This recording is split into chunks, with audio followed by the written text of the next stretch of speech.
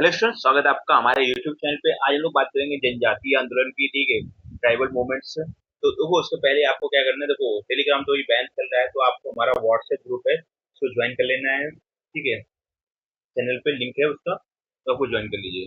वहाँ पर आपको सारा अपडेट मिल जाएगा। चलिए शुरू करते हैं। देखो, जनजाति, देखो, tribal movements are were the movements.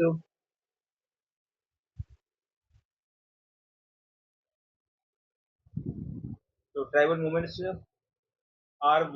were the movement led by tribal community to protect their rights, land, culture and freedom। तो जनजातीय आंदोलन वे आंदोलन थे जो आदिवासी समुदाय ने अपने अधिकारों, भूमि, संस्कृति और स्वतंत्रता की रक्षा करने के लिए किए थे। ये आंदोलन मुख्यतः ब्रिटिश शासन, जमींदारों, शोषण, महाजनी अत्याचार और वन कानूनों के खिलाफ थे। ठीक है, तो कारण क्या था? भूमि पर कब्जा और बेदखली, जमींदारों और महाजनों को और ठेकेदारों का शोषण, भारी लगानों, करों का बोझ, वन कानूनों द्वारा पारंपरिक अधिकारों का हनन, ब्रिटिश नीतियों से असंतोष। तो विशेषताएं क्या थी? स्पॉन्टेनियस थी। ठीक है, और स्थानीय लोकली लेड मूवमेंट थे। emphasis on protection of nature and culture, from non violent production to armed resistance, development of unity and awareness in tribal society. ठीक है, अब देखो, पहला है संथाल होल। 1855 में होता है। संथाल परगना वर्तमान में झारखंड, ठीक है, वेस्ट बंगाल, बिहार में पड़ता है। ठीक है, इसके नेता थे सिद्धू कान्हू चंद भैरव। ठीक है, तो जमींदारों महाजनों का शोषण, भारी लगान और बेदखली, ब्रिटिश अधिकारियों का अत्याचार, तो उन्होंने हुल का नारा देकर विद्रोह। ठीक है, विद्रोह, हजारों संथालों की भागीदारी थी इसमें। विद्रोह को दबा दिया गया, संथाल परगना को निर्माण किया गया। ठीक है, भील आंदोलन होता है 1818-31 में। खान देश, मध्य भारत, सेवा सेवा भाया इसके नेता थे। और मुख्य कारण क्या था? अंग्रेजों की नीतियों के विरोध में पारंपरिक अधिकारों का हनन होता है। गुरिल्ला युद्ध और डकैती, लंबे समय तक संघर्ष, अंग्रेजों ने दमन करके नियंत्रण किया। अगला हमारा है कोल आंदोलन। 1831-32 में होता है। नागपुर झारखंड में क्षेत्र था। और बुद्धू भगत इसके नेता थे। ठीक है, मुख्य कारण जमींदारों और ठेकेदारों का शोषण, भूमि की जबरन की बिक्री। और मुख्य विशेषताएं संगठित विद्रोह, पारंपरिक मुख्यों की भूमिका। ठीक है, और विद्रोह को दबा दिया गया, परिणाम ये हुआ। आगे देखेंगे मुंडा बुलान। ठीक है, 1896 1900, छोटा नागपुर है, फिर से वही झारखंड पे छोटा नागपुर पे होता है। इसके नेता कौन थे?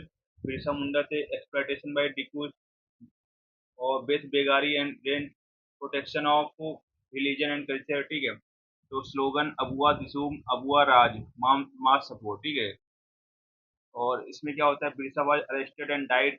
छोटा Nagpur Tenancy Act 1908 was pass later. ठीक है, आगे रंपा विद्रोह होता है 1922-24 में, आंध्र प्रदेश गोदावरी एजेंसी में। इसके नेता कौन थे? अल्लारू सीताराम राजू। ठीक है, इसमें क्या होता है? वन कानूनों का विरोध होता है, पुलिस और राजस्व अत्याचार होता है, गुरिल्ला युद्ध होता है, आदिवासी और ग्रामीणों की भागीदारी होती है।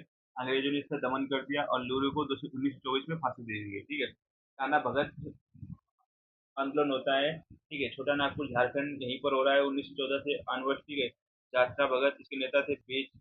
Base begari, rent and provision of liquor, social and religious reforms, अहिंसक आंदोलन होता है और गांधी जी से प्रभावित होता है। नॉन वायलेंट मूवमेंट है। ठीक है, speed of social reform and awareness.